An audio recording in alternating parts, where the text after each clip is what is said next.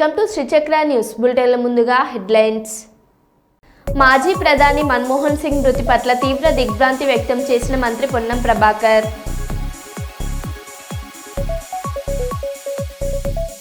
మాజీ ప్రధాని మన్మోహన్ సింగ్ గారి మృతి పట్ల సంతాపం వ్యక్తం చేసిన సిపిఐ జాతీయ నాయకులు డాక్టర్ కె నారాయణ.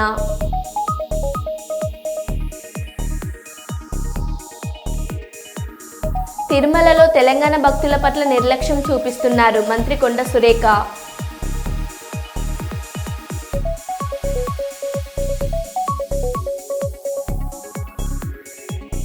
మదనపల్లె పట్టణం 2 టౌన్ పోలీస్ స్టేషన్ వద్ద నిరసనకు దిగిన అయ్యప్ప భక్తులు.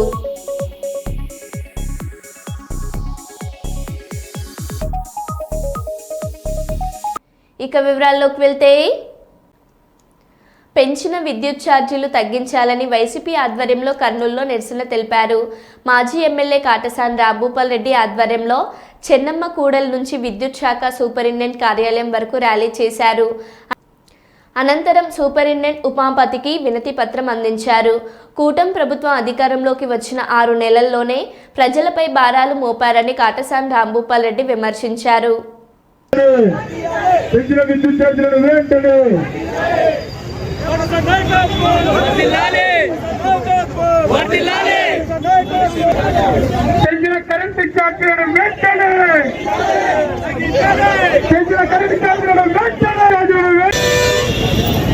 దొంగల రాజ్యం, దోపిడీ రాజ్యం, దొంగల రాజ్యం, దోపిడీ రాజ్యం, దొంగల రాజ్యం, దోపిడీ రాజ్యం, దొంగల రాజ్యం, దోపిడీ రాజ్యం, దొంగల రాజ్యం, దోపిడీ రాజ్యం, దొంగల రాజ్యం, దోపిడీ రాజ్యం, దొంగల రాజ్యం, దోపిడీ రాజ్యం.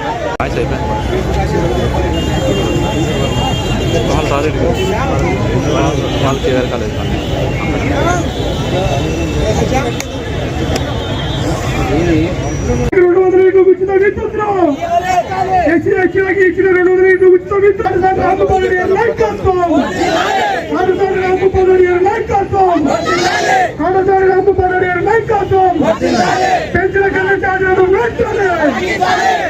కరెంటు ఛార్జీలను వెంటనే చంద్రబాబు షూరిటీ బాధలు గ్యారంటీ, చంద్రబాబు షూరిటీ బాధలు గ్యారంటీ. మన్మోహన్ సింగ్ గారికి నివాళులు అర్పిస్తూ మా నాయకుడు ఆదేశం మేరకు పెంచిన కరెంటు ఛార్జీలను తగ్గించాలనే ఉద్దేశంతోనే ఎస్సీ ఆఫీస్ దగ్గరికి ర్యాలీగా వచ్చి మెమరాండం అర్పించాలనే ఉద్దేశంతోనే ఈరోజు ఈ ర్యాలీ పెద్ద ఎత్తున చేయడం జరిగింది. తెలుగుదేశం ప్రభుత్వం, కూటమి ప్రభుత్వం వచ్చిన తర్వాత 15,000 కోట్ల రూపాయలు ఈ 6 నెలల్లోనే డబ్బులు పెంచడం జరిగింది. ఎలక్షన్ల ముందర చంద్రబాబు నాయుడు, కూటమి ప్రభుత్వం వీళ్ళందరూ కూడా జగన్మోహన్ రెడ్డి కరెంటు బిల్లులు పెంచుకుంటూ పోతున్నాడు. ఇప్పటికే 7 సార్లు కరెంటు బిల్లులు పెంచినాడు. మొత్తం మీకు అన్యాయం జరుగుతుంది, మీరు ఎవరైనా కరెంటు బిల్లులు కట్టగలరా అని మాట్లాడే చంద్రబాబు నాయుడు గారు, మొత్తం అంతా కూటమి ప్రభుత్వం వీళ్ళందరూ కూడా మాట్లాడడం జరిగింది. మాట్లాడిన తర్వాత ఎలక్షన్ల ముందర చంద్రబాబు నాయుడు ఇచ్చిన హామీలేమి సూపర్ 6 హామీలు చేయడం జరిగింది. నేను అధికారంలోకి వచ్చిన వెంటనే కరెంటు బిల్లులు తగ్గిస్తాను తప్ప పెంచే ప్రసక్తే లేదని చెప్పడం జరిగింది. అమ్మ ఒడి ఇస్తానని చెప్పడం, తల్లికి వందనం ఇస్తానని చెప్పడం జరిగింది. దాంతోపాటు నెలకు 1500, 18 సంవత్సరాలు దాటిన 50 ఏళ్ళున్న లేడీస్కి అందరికి కూడా 1500 ఇస్తామని చెప్పడం జరిగింది. ఉచిత బస్సు ఇస్తామని చెప్పడం జరిగింది. ఇంకా ఇవన్నీ హామీలు ఏది కూడా నెరవేర్చకపోవడం, కేవలం పింఛను 4000 చేసి దాంట్లో 3 లక్షల పింఛన్లు కోయడం జరిగింది. అంటే దగ్గర ఎంత డబ్బులు మిగిలినది మనం ఒకసారి ఆలోచన చేస్తే మనకు తెలిసింది. ఆ రోజు మేము అధికారంలో ఉన్నప్పుడు ఏం రేట్లు పెరిగినా జగన్మోహన్ రెడ్డి సంబంధం అని మాట్లాడిన నాయకులు ఈరోజు కూరగాయల రేట్లు, రైతుల రేట్లు తగ్గిపోయినాయి, రైతులకు పరిస్థితి ఘోరంగా ఉంది, ఈ కరెంటు ఛార్జీలు పెంచాయి. అంటే ఇప్పుడు ఎవరిని అడగాలనేది వాళ్ళే డిసైడ్ చేసి చెప్పాలి. అంటే తెలుగుదేశం కార్యకర్తలకు బ్రాందీ షాపుల మీద, ఇతర లావాదేవీల మీద ఉన్న ఇంట్రెస్టు వాళ్ళకు ప్రజల మీద కానీ ప్రజలకు మంచి చేయాలని మాత్రం ఏం లేని పరిస్థితి. అంతకుముందు మాట్లాడిన నాయకులందరికీ కూడా ఒకటే విజ్ఞప్తి చేస్తున్నాం, మీరు మీ పరిపాలన ఏ విధంగా జరుగుతుంది, మీరు ఏ విధంగా ఉండారు, మీరు ఒక్కసారి ఒక్కరిని విమర్శించేటప్పుడు మీరు ఇప్పుడు ఏం చేస్తున్నారో మీరు ఒక్కసారి ఆలోచించుకోండి.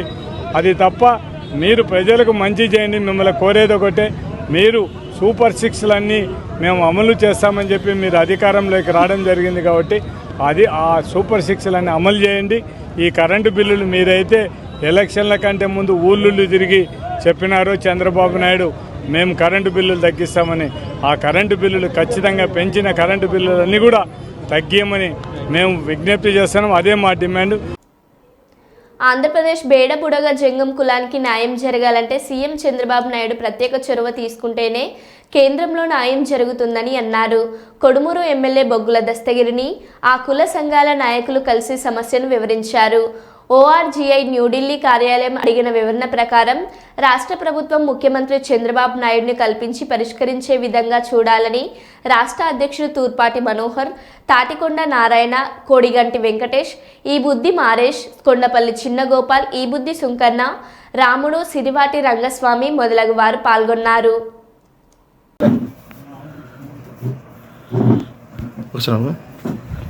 ఓకే ఓకే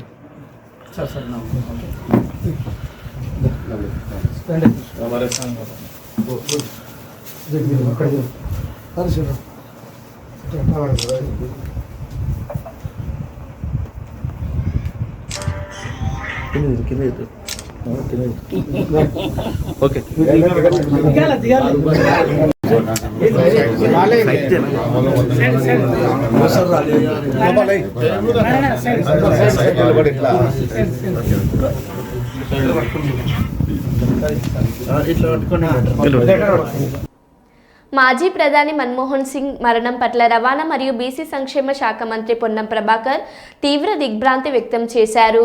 15వ లోక్సభలో ఆయన ప్రధానిగా, నేను లోక్సభ సభ్యుడిగా ఉన్నప్పుడు ఆయనతో కలిసి అనేక సమావేశాల్లో పాల్గొన్నానని గుర్తు చేసుకున్నారు.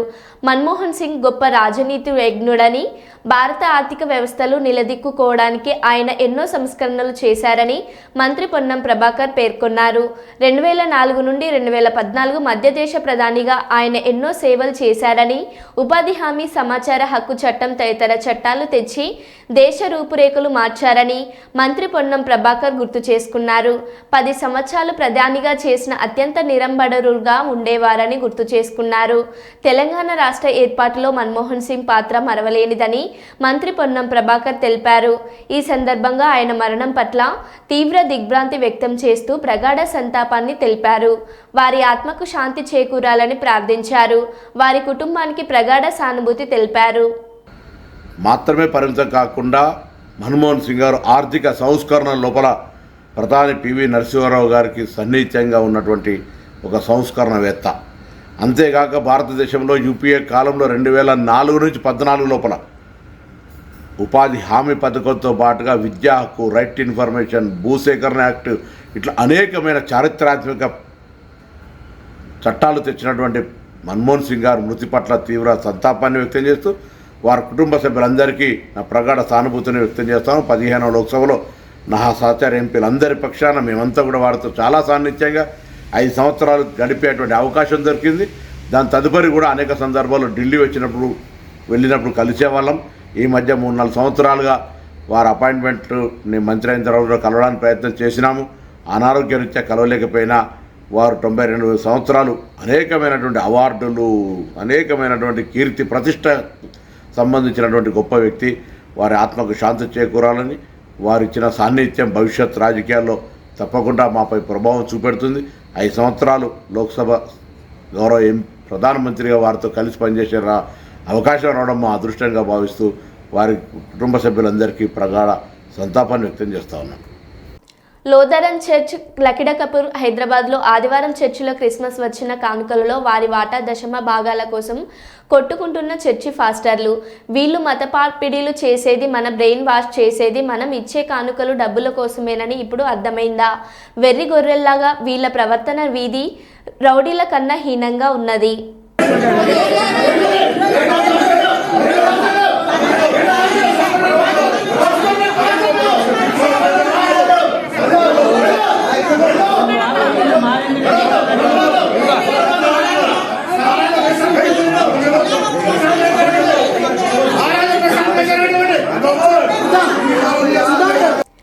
పాణ్యం నియోజకవర్గంలో విద్యుత్ ఛార్జీల బాదుడుపై వైఎస్ఆర్సీపీ పోరాట బాటను నిర్వహించిన నంద్యాల జిల్లా అధ్యక్షులు మరియు పాణ్యం మాజీ ఎమ్మెల్యే కాటసాని రాంభూపాల్ రెడ్డి నారా చంద్రబాబు నాయుడు పెంచిన కరెంటు ఛార్జీలను కూటమి ప్రభుత్వం వెంటనే తగ్గించాలని పలు డిమాండ్లతో కూడిన వినతి పత్రంను విద్యుత్ శాఖ అధికారి ఎస్సీకి వినతి పత్రం అందజేసిన నంద్యాల జిల్లా అధ్యక్షులు పాణ్యం మాజీ ఎమ్మెల్యే శ్రీ కాటసాని రాంభూపాల్ రెడ్డి, రాష్ట్ర మాజీ ముఖ్యమంత్రి వర్యులు వైఎస్ఆర్ కాంగ్రెస్ పార్టీ అధ్యక్షులు వైఎస్ జగన్మోహన్ రెడ్డి పిలుపు మేరకు నేడు పాణ్యం నియోజకవర్గం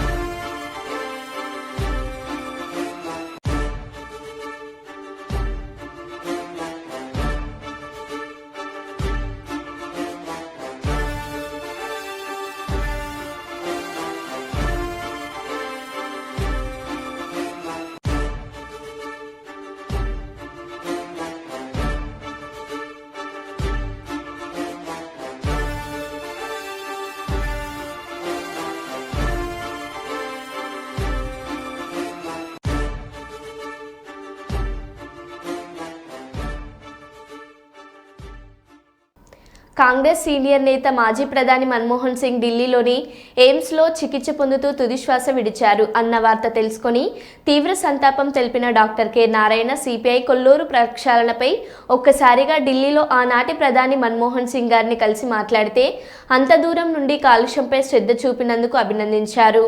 యూపీఐ హయాంలో 10 ఏళ్ల పాటు మన్మోహన్ సింగ్ గారి ప్రధానిగా తన సేవలు అందించారని కొనియాడారు. 1991 నుండి 1992 మధ్య పివి నరసింహారావు హయాంలో ఆర్థిక మంత్రిగా పనిచేశారు అని సందర్భంగా సిపిఐ నారాయణ తన జ్ఞాపకాలను గుర్తు చేసుకున్నారు. అభిప్రాయాలని మన్నించేవాడు, ప్రేమించేవాడు, ప్రజాస్వామ్యం వల్ల మంచి భక్తి ఉన్నవాడు. అట్లాగే ఎకానమీ జీడిపి గ్రోత్ పెరగాలని చెప్పేసి 10 to 11%, 12% తగ్గించాలని చెప్పేసి చాలా కోరుకున్నాడు. అలాంటి భారతదేశ ప్రగతి కోసం తపనబడినటువంటి మాజీ ప్రధాని మన్మోహన్ సింగ్ మరణం పట్ల ప్రగాఢ సంతాపాన్ని తెలియజేస్తున్నాం. వారి మరణం భారతదేశ ప్రజాస్వామ్యానికి, లౌకిక వ్యవస్థకి తీవ్రమైన లోటు. మేము ఒకసారి ఈ ఫిల్టర్ ఇష్యూ పైన ఇక్కడి నుంచి వెళ్ళి ఈ ఎన్విరాన్మెంటల్ సమస్య సీరియస్ ఉంటుంది, కొల్లేరుని ప్రక్షాళన చేయాలని చెప్పేసి కోరితే ఆయన మెమోరం మొత్తం చదివిన తర్వాత ఆయన నన్ను ప్రత్యేకంగా అభినందించాడు. All the way you came from that distance of Andhra Pradesh explaining on the environmental issue, I'm happy అని చేశాడు. అంటే ఆయన ఎన్విరాన్మెంటల్ ఇష్యూ పైన చాలా భక్తి ఉన్నవాడు. అట్లాంటి వ్యక్తి చనిపోవడం చాలా బాధాకరం. వారి మరణం పట్ల మరోసారి ప్రగాఢ సంతాపం తెలియజేస్తున్నాను. I was told that Manmohan Singh, former Prime Minister of India, died. It's a tragedy. In 10 years he was Prime Minister, and long time he worked as in the academic field, and he is more particular about the GDP growth and also environmental issue. These two he is more particular, and he actually respected the democracy, secularism in this country. He is such a wonderful person we lost, and from CPI I pay my heartful homage for passed away, and it is one kind of great loss to the country. మన ప్రియతమ నాయకులు నంద్యాల జిల్లా అధ్యక్షులు మరియు పాణ్యం మాజీ MLA Shri Katasani Rambhupal Reddy గారి జన్మదినం సందర్భంగా పాణ్యం నియోజకవర్గంలోని వైఎస్ఆర్ కాంగ్రెస్ పార్టీ అనుబంధ విభాగాల జిల్లా అధ్యక్షులు మరియు నాయకులు, కార్యకర్తలు, అభిమానులు శ్రీ కాటసాని రాంభూపాల్ రెడ్డి గారి చేత కేక్ కట్ చేయించి గజమాలతో సత్కరించి పుట్టినరోజు శుభాకాంక్షలు తెలియజేశారు. ఈ కార్యక్రమంలో వైఎస్ఆర్సీపీ అనుబంధ విభాగాల జిల్లా అధ్యక్షులు, కల్లూరు 16వ వార్డు నాయకులు మరియు కల్లూరు, ఓర్వకల్లు, గడివేముల, పాణ్యం మండలాల నాయకులు, కార్యకర్తలు, అభిమానులు పాల్గొన్నారు.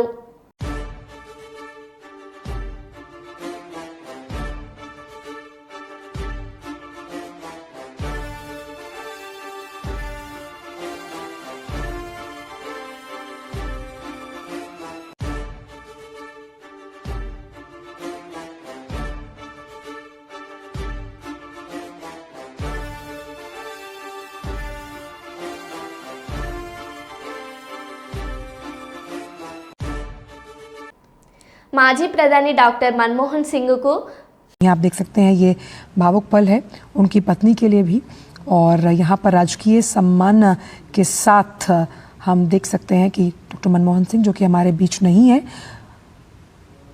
उन्हें श्रद्धा सुमन अर्पित करती हुई राष्ट्रपति द्रौपदी मुर्मू।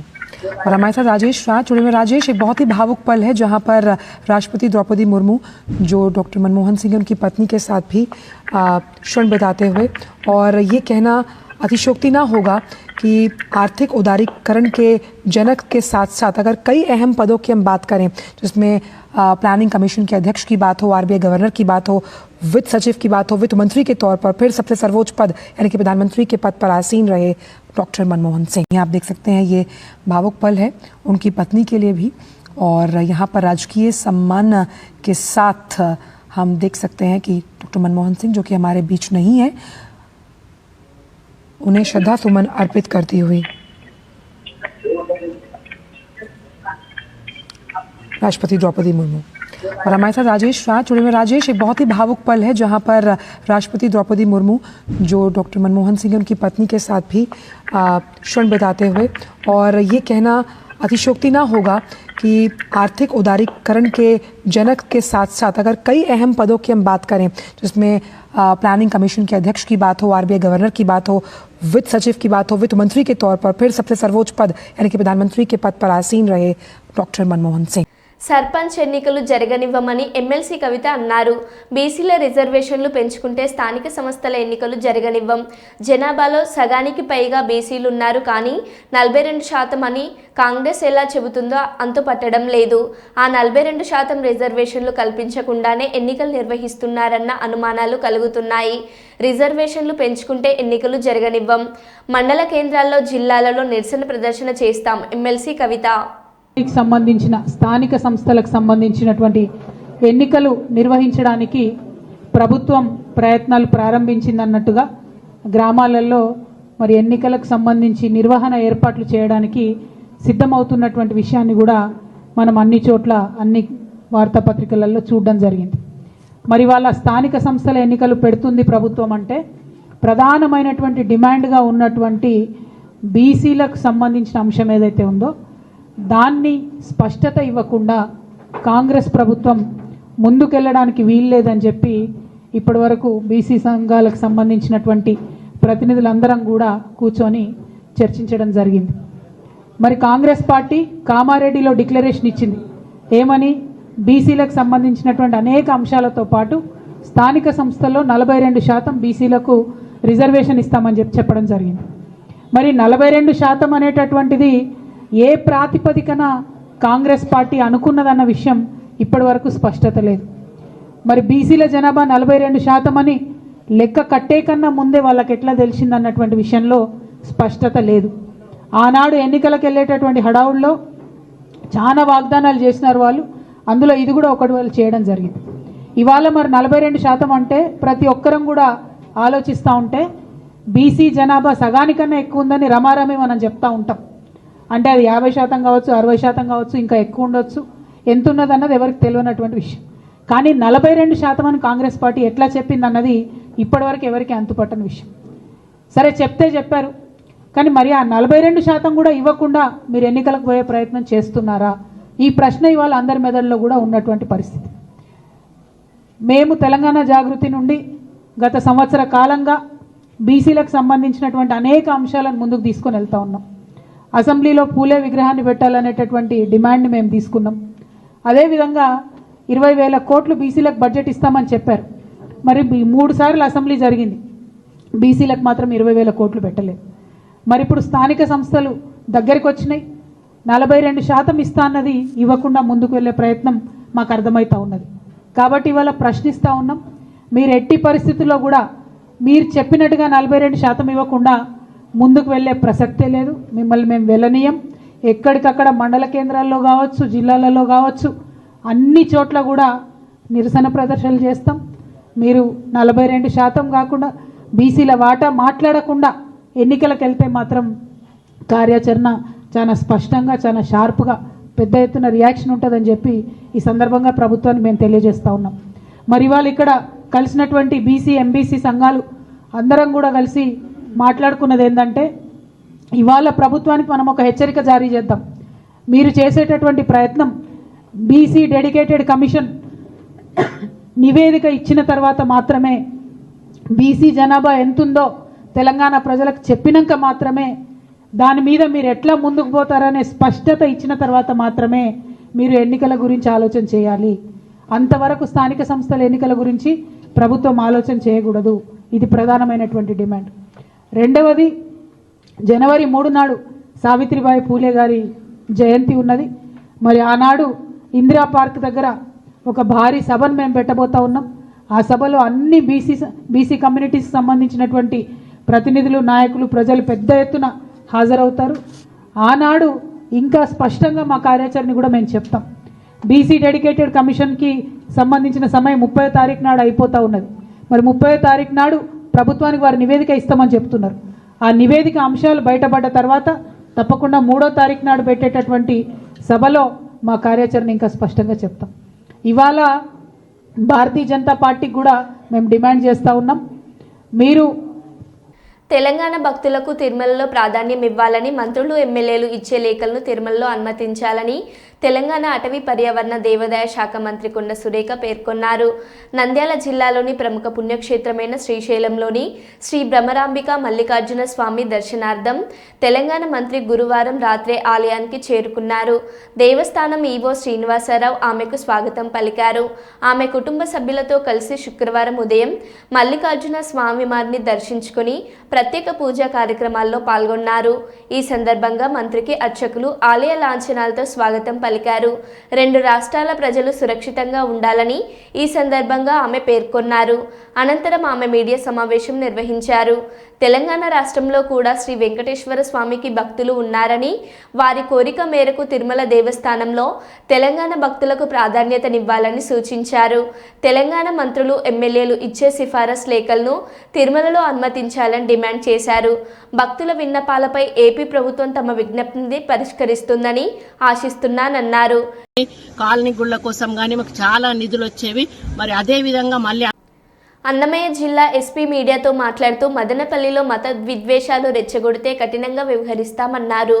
బాధితుడే తమకు న్యాయం జరిగిందని చెప్పినా కూడా వినకుండా కొంతమంది స్టేషన్ వద్దకు వచ్చి గొడవకు దిగడం పద్ధతి కాదని వారిపై కూడా చర్యలు తీసుకుంటున్నామన్నారు. వెళ్ళేటప్పుడు 2 మనుషుల మధ్య జరిగిన కొట్లాటది. ఒక ముస్లిం అబ్బాయి ముందర వెళ్తుంటే వెనకాల మాలేసుకున్న ఆయన బైక్ మీద వస్తూ ఉంటే అతను ముందర సడన్ గా బ్రేక్ వేయటం వల్ల వెనకాల అతనికి జర్క్ రావటం, కిందకి దిగిన తర్వాత వాళ్ళిద్దరి మధ్య వాగ్వాదం జరిగింది.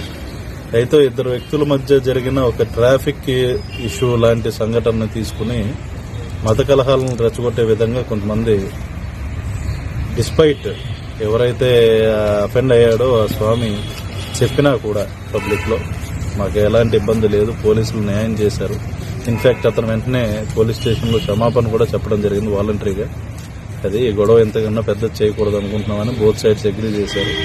అయ్యప్ప స్వామి భక్తులకి ఎక్కడా ప్రాబ్లం లేదు. దీంట్లో వాళ్ళు వచ్చారు, వాళ్ళకి న్యాయం జరిగింది అనిపించింది, వాళ్ళు మాట్లాడారు, వెళ్లారు. కానీ కొంతమంది రాజకీయ పార్టీల్లో ఉన్న వ్యక్తులు కానివ్వండి, అదేవిధంగా లోకల్ గా కొంతమంది తాగేసి కూడా వచ్చి గొడవ చేశారు. దీంట్లో వాళ్ళందరినీ కూడా ఐడెంటిఫై చేస్తున్నాం. ముఖ్యంగా ఏంటంటే ఇక్కడ అఫెండ్ అయిన వ్యక్తి బాగానే ఉన్నాడు. ఆయన ఆల్రెడీ నెట్లో కూడా ఆయన ఒక వీడియో పెట్టడం జరిగింది అపీల్ చేస్తూ నాకు న్యాయం జరిగింది, దీన్ని ఎంతకన్నా పెద్ద చేయొద్దని చెప్పి. కానీ ఏంటంటే ఈ సంఘటన అడ్వాంటేజ్ తీసుకుని ఇక్కడ ఉన్న ఒక పీస్ఫుల్ అట్మాస్ఫియర్ని చెడగొట్టే విధంగా ఎవరైతే మా స్టేషన్ దగ్గరకు వచ్చి ఇంకా అది విషయం అయిపోయిన తర్వాత కూడా మళ్ళా తీసుకొచ్చి ఒక 50 మందినో 100 మందినో వేసుకొచ్చి అక్కడ కొంతమంది మధ్య మత్తులో కూడా అక్కడ గొడవ చేసిన ఇది కూడా మేము ఐడెంటిఫై చేసాం. ఎటువంటి సంబంధం లేకపోయినా ఒక హోటల్ దగ్గరికి వెళ్ళి just because that person is related to that హోటల్లో ఉన్నారు, అక్కడ కూడా వెళ్ళి అదే ధ్వంసం చేద్దామని ప్రయత్నం. ఇవన్నీ ఆకతాయిలు చేసే పనులు. ఇది ఎక్కడ కూడా దీంట్లో this has been done without any reason. So definitely stringent action తీసుకుంటాం. ఇప్పటికో 50 మందిని గుర్తించాం. మొత్తం సీసీటీవీ ఫుటేజ్లు అన్నీ తీసి ఇప్పుడు ఎఫ్ఐఆర్స్ అనేది లాంచ్ చేయమంటున్నాం. అండ్ ఇవన్నీ తీసి ప్రతి ఒక్కళ్ళు అక్కడికి వచ్చిన ప్రతి ఒక్కరిని గుర్తిస్తాం. ఎవరెవరైతే పోలీస్ విధులకు ఆటంకం కలిగించారో ఎవరిని కూడా వదిలిపెట్టే ప్రసక్తి లేదు. Compulsory 100% will identify all these people who have come there. ఎందుకంటే గొడవ చేయడమే కాదు, దాని కాన్సిక్వెన్సెస్ కూడా ఉంటాయన్నది ఈ సందర్భంగా తెలియజేస్తాం. ఇక వివరాల్లోకి వెళ్తే